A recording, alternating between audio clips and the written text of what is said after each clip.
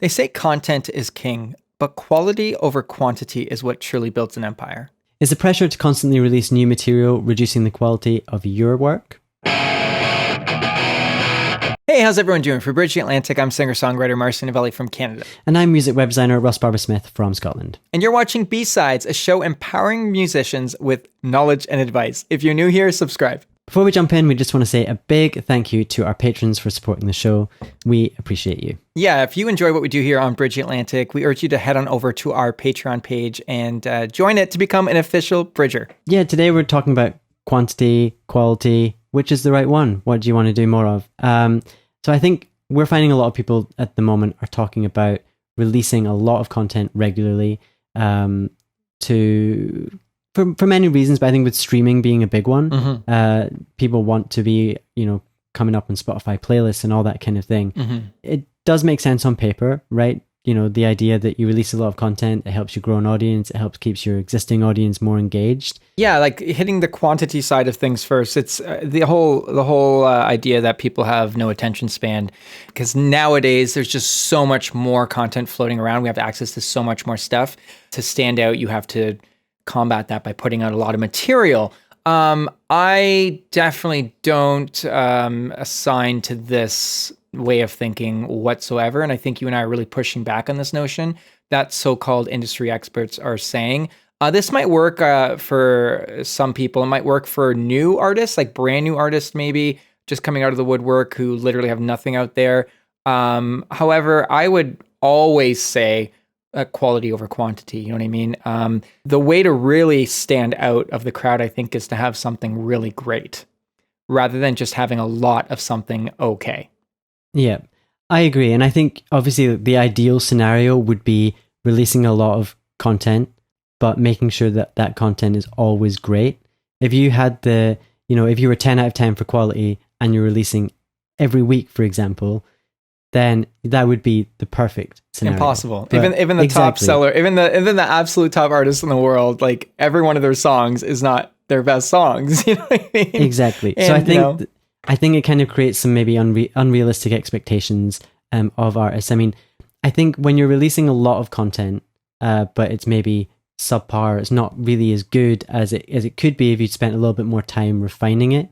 I think it's not really going to do yourself any favors. I mean, yeah, sure, it gives you something else to promote. It boosts you up in maybe the Spotify algorithm. But if it's not great, is that really going to benefit you in the long run? I mean, I'm coming from the age of albums, right? So I still believe in the power of the album. If my favorite artist just started releasing singles, I don't know how I'd feel about that, because the songs matter, but how the songs fit into a group of songs really matter to me as well. That still stands true to quality over quantity too, and the idea that most bands, most artists write more songs than appear on their albums. I know I do. You'll use an example, a band might write 50 songs. They might record 15 songs and they might put 12 songs on their album. Yeah. Just to kind of throw some numbers out there. And that really allows you to get to the best of your material. Even with your favorite artist, you might think you want to hear all their stuff, but you probably don't. You probably are, there's a reason they're your favorite band or favorite artist, because you're hearing their better material, their stuff they want you to hear. I think sometimes having to wait for content, when it finally comes, like let's say it's an album, for example, and you've waited a year, you've maybe waited 2 years for it. Do you not think that like the wait is kind of what makes the release more special? 100%.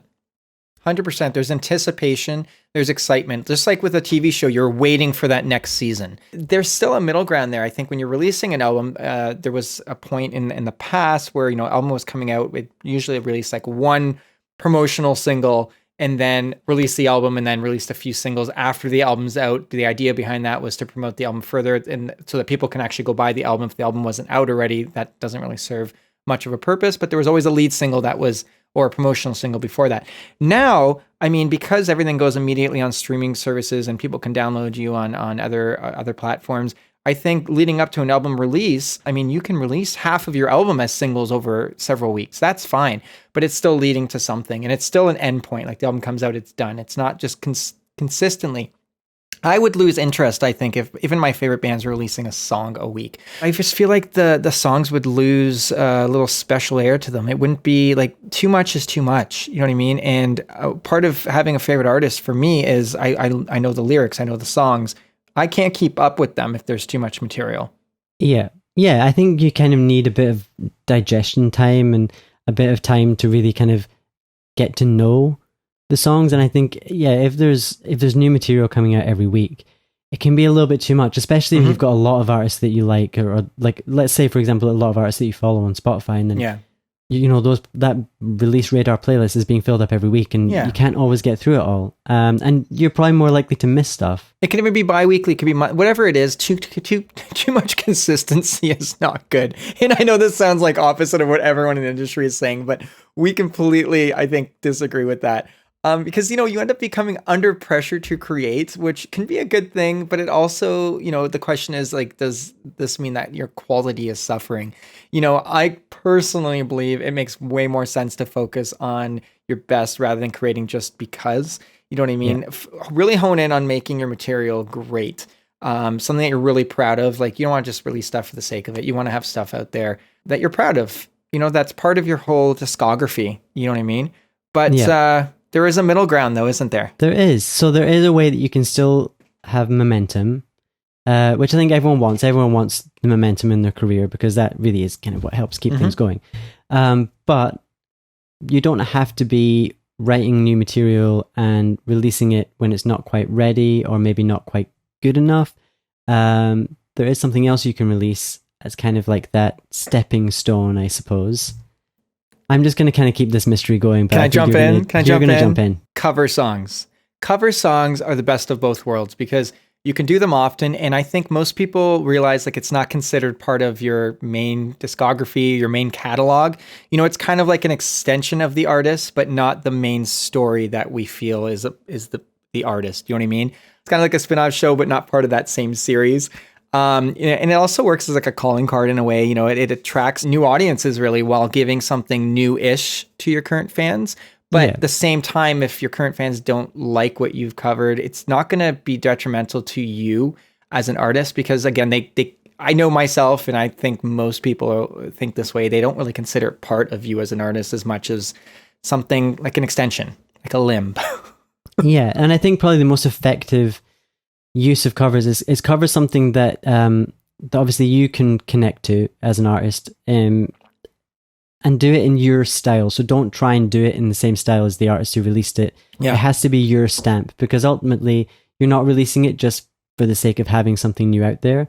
You're releasing it because you want something that's going to either, hopefully it's going to both appeal to your existing audience and bring in new people who are going to become part of that audience. And the way of doing that is that the cover sounds like you, while also getting the attention because it's a song that people already know and love. Rather than just releasing something that's like number one on the charts just because you think you're going to get a lot of views or a lot of streams. I mean, that can sometimes work, but I think you've got to think more long term. And I think definitely do something that kind of speaks more to you as an artist, or take a song that is a big hit, but really do it in your own way. Like, I think that's really important, that you're not doing it just for the sake of it. You're doing it with a goal in mind. So that's kind of like your ticket in, best of both worlds. Quality over quantity, but go ahead and put out a bunch of covers if you want. As long as the quality is there, of course, it's all good. All good. Of course. The beauty of being an independent artist is that there's no right or wrong way to do things. And, even though you might find that some artists are finding a lot of success releasing content regularly, it doesn't mean that you're going to have the same results. The quality really has to be there. And if that means you're releasing less to make sure that your audience is getting your best, then so be it. Just because you're told to do something by so-called industry experts, it doesn't mean it's necessarily the right thing for you to do. Take everything in one ear, drain it through your mental filter, keep what's useful, and let the rest out of the other ear. Quiet your mind, soften your heart, and listen to your gut. It's never wrong. And if you want to have a chat with us about any of this, you can find us on Twitter, Facebook, and Instagram. And of course, be sure to subscribe on YouTube and your favorite podcast app. If you want to pick up one of our shirts, you can visit our website and use the coupon code BTA Rocks to receive 20% off your order. This episode was brought to you by Social Surge and Electric Kiwi, two companies fully dedicated to helping today's musicians. So check them out because they do our us. They keep the show alive. And if you'd like to sponsor the show and become an official Bridger, join us on Patreon from as little as $1 per month. Not only will you be able to showcase your band or brand to our amazing audience, but your support will allow us to keep bringing you weekly videos and podcasts here at Bridge Atlantic. All right, that's it for B-Sides today, guys. Thanks a lot. We'll see you next time.